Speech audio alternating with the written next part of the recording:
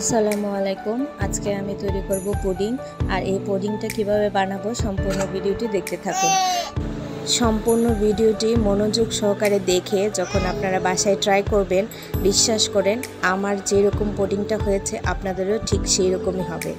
এখন আমি 250 গ্রাম দুধ নিয়েছি। আমি যেহেতু ছোট বানাবো তাই আমি 250 গ্রাম দুধ নিয়েছি। আর এখানে দিয়েছি এলাচ, দারচিনি, তেজপাতা আর অল্প পরিমাণে একটু লবণ দিয়ে আমি ভালো করে দুধটা জাল দিয়ে রাখবো। আর দুধটা কিন্তু একটু গাঢ় করে জাল দিব, আর এটাতে কোনো পানি মিক্সড করব না। আর দুধটা আমি মিডিয়াম আঁচে দিয়ে দিয়েছি। মিডিয়াম আঁচে দুধটাকে জাল করব। আর যতক্ষণ পর্যন্ত না এটা একটু লালচে, একটু হালকা একটু লাল বর্ণ হবে ততক্ষণ পর্যন্ত আমি এটা জাল দিতে থাকবো। মিনিমাম 20 থেকে 30 মিনিট আমি এটা জাল দিব। তারপর দুধটাকে আমি ঠান্ডা করে নিয়ে নিব। আর অবশ্যই যারা একটু বেশি চিনি খান তারা অবশ্যই চিনি পরিমাণটা একটু বেশি দিবেন, যারা অল্প চিনি খান তারা অবশ্যই চিনি পরিমাণটা কম দিবেন। আমি 10 মিনিট পর আমি চিনিটা অ্যাড করেছি। তারপরে আমি দুধটাকে ঠান্ডা করে ব্লেন্ডারে ব্লেন্ড করে নিচ্ছি। আর এখানে দিয়েছি আমি দুইটা ডিম আর 250 গ্রাম দুধ, সবগুলো আমি দিয়ে ভালো করে ব্লেন্ড করে নিব। ব্লেন্ডারে ব্লেন্ড করলে আমার যেরকম পুডিংটা হয়েছে ঠিক ওই রকমই হবে আপনাদের পুডিংটা। তাই যাদের ব্লেন্ডার আছে অবশ্যই ব্লেন্ডারে ব্লেন্ড করে নেবেন, কারণ ব্লেন্ডারে যখন আপনি ব্লেন্ড করবেন দেখবেন পুডিংটা অনেক সুন্দর হবে, স্মুথ হবে। এখন আমি ক্যারামেল তৈরি করব। এখানে নিয়েছি আমি 1 মুঠ বা 1 কাপ পরিমাণ চিনি। 1 কাপ চিনি নিয়েছি। 1 কাপ চিনিতে আমি যেই পাত্রে ক্যারামেল পুডিংটা বানাবো সেই পাত্রে ক্যারামেলটা বানাবো। আর ক্যারামেলটা বানাতে আমি যেহেতু 1 কাপ চিনি নিয়েছি, আমি অল্প পরিমাণে একটু পানি দিয়ে ভালো করে নাড়িয়ে নেব। দেখবেন যখন আপনি এইভাবে যদি চুলাতে দিয়ে দেন তাহলে কিন্তু ক্যারামেলটা হবে না। আপনি একটু পানি দিয়ে ভালোভাবে নাড়িয়ে নেবেন, দিয়ে তারপরে মিডিয়াম আঁচে চুলাতে দিয়ে দিবেন।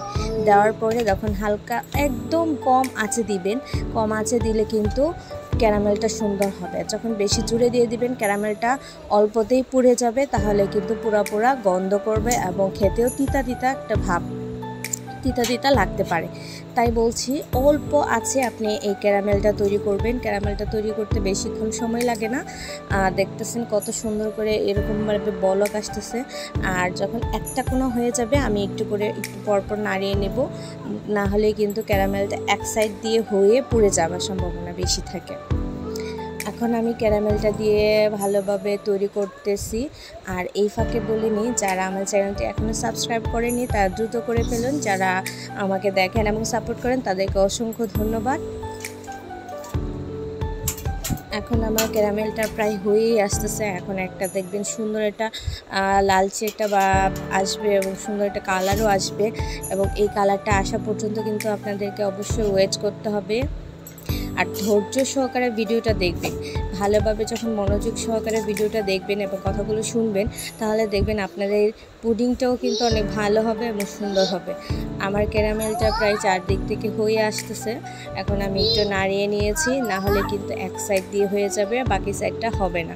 তাই একটু পরপর নাড়িয়ে দিবেন, কারণ যতক্ষণ পর্যন্ত নাড়াবেন ততক্ষণ পর্যন্ত কিন্তু এই চারপাশ হয়ে যাবে।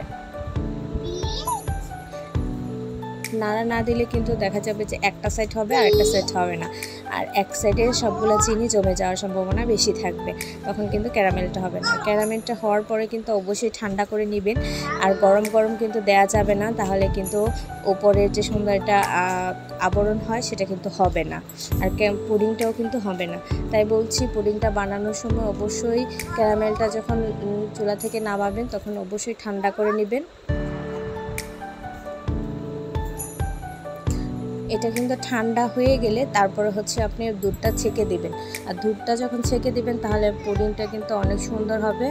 আর যখন ছেঁকে দিবেন না তাহলে এরকম ফুটা ফুটা ভাব থাকবে, একটা সাইড ফুটা থাকবে বা অন্য সাইড ফুটা থাকবে না, এরকম হয়ে থাকবে।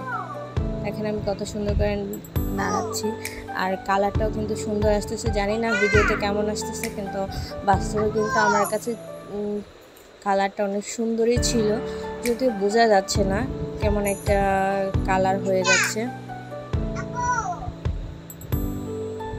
এখন আমার ক্যারামেলটা হয়ে গেছে, আমি চুলা থেকে নামিয়ে নিয়েছি। এখন দেখেন কালারটা কত সুন্দর হয়েছে। এখন আমার ক্যারামেলটা শক্ত হয়েছে কিনা সেটাও আমি দেখব। তার ক্যারামেলটা হয়ে গিয়েছে, এখন আমি দুধটা ছেঁকে নিব। আর দুধটা কিন্তু ছাঁকতে জন্য আমি ছাঁকনি ব্যবহার করেছি। এখানে আমি যেহেতু ব্লেন্ডার করেছি তাই বেশি পরিমাণে আপনার যে ভাবটা থাকে মানে সর বলেন বা যেটাই বলেন সেটা আপনার কিন্তু থাকবে না। দুধটা ছাকার পরে একদম মসৃণ হয়ে পড়বে। আর দুধটা অবশ্যই আপনি ছেঁকে ঠান্ডা করে তারপরে দিবেন। আমার দুধটা প্রায় শেষ হয়ে গেছে, বাটিতে সম্পূর্ণ বাটিতেই হয়ে গিয়েছে। এখন আমি একটা চামচের সাহায্যে নাড়তে থাকবো যাতে যে পরিমাণ থাকে সেটাও যাতে পড়ে যায়। আর একটা কথা বলি, অবশ্যই কিন্তু ঠান্ডা করা দুধটা থাকতে হবে। আর ব্লেন্ড করার সময় অবশ্যই ঠান্ডা করা দুধ ব্লেন্ড করবেন। এখন আমি যেহেতু মাটির চুলায় দিব না বা গ্যাসেও দিব না, যেহেতু সিলিন্ডার গ্যাসে আমি রান্না করি, তাই হচ্ছে আমি রাইস কুকারে দিয়ে দিব। আর রাইস কুকারে কিন্তু আমার একটা টেনশন ফ্রি থাকে যে আমি টাইম দেখে 1 ঘন্টা সময় দিয়ে রাখি অল্প পরিমাণ পানি দিয়ে। তারপর হচ্ছে আমি পুডিংটাকে দিয়ে 1 ঘন্টা পর আমি নামিয়ে নিই। দেখাবো আপনাদেরকে সম্পূর্ণ ভিডিওটা যে আমি কিভাবে রাইস কুকারে দিয়ে দিই। এখন আমি ঢাকনা দিয়ে দিব। এখন আমি রাইস কুকারে বাটিটা বসিয়ে এখানে আমি একটা একটু পরিমাণে হচ্ছে পানি দিয়েছি। পানিটাও আমি অল্পই দিয়েছি, 3 কাপ পরিমাণে দিয়ে তারপরে হচ্ছে লুচনি দিয়েছি যাতে এটা সুন্দর করে সেট হয়ে বসে থাকে। আর যদি আপনারা চান আলাদা কাপড় ইউজ করতে সেটাও ইউজ করতে পারেন। আমি দিয়ে হচ্ছে এখন বাটিটা বসিয়ে নিয়েছি। আর রাইস কুকারের সুইচটা অন করে দিয়ে 1 ঘন্টা পর আপনাদের সাথে দেখা হবে যে পুডিংটা কেমন হয়েছে। আর সেই ফাঁকে যারা এখনও চ্যানেলটি সাবস্ক্রাইব করেন না দ্রুত করে ফেলুন। আর আমাকে যারা সাপোর্ট করেন তাদেরকে অসংখ্য ধন্যবাদ। এভাবেই সাপোর্ট করে যাবেন, ভালোবেসে যাবেন। আর দ্রুত দ্রুত দ্রুত আমার চ্যানেলটা সাবস্ক্রাইব করে ফেলুন। এখন দেখেন আমার পুডিংটা কত সুন্দর হয়ে গিয়েছে, বাটি থেকে নামিয়ে নিচ্ছি। আর যারা আমার ভিডিওটা দেখে পুডিংটা বাসায় তৈরি করবেন অবশ্যই কমেন্ট করে জানাবেন, লাইক শেয়ার করতে ভুলবেন না। সবাইকে ধন্যবাদ, সবাই অনেক ভালো থাকবেন। আর যেহেতু রমজান মাস, সবাইকে এরকম একটা ইফতারে আপনারা পুডিং বানিয়ে সারপ্রাইজ দিতে পারেন। সবাইকে অসংখ্য ধন্যবাদ, ভালো থাকবেন। আর চ্যানেলটি সাবস্ক্রাইব করবেন। ধন্যবাদ সবাইকে, আসসালামু আলাইকুম।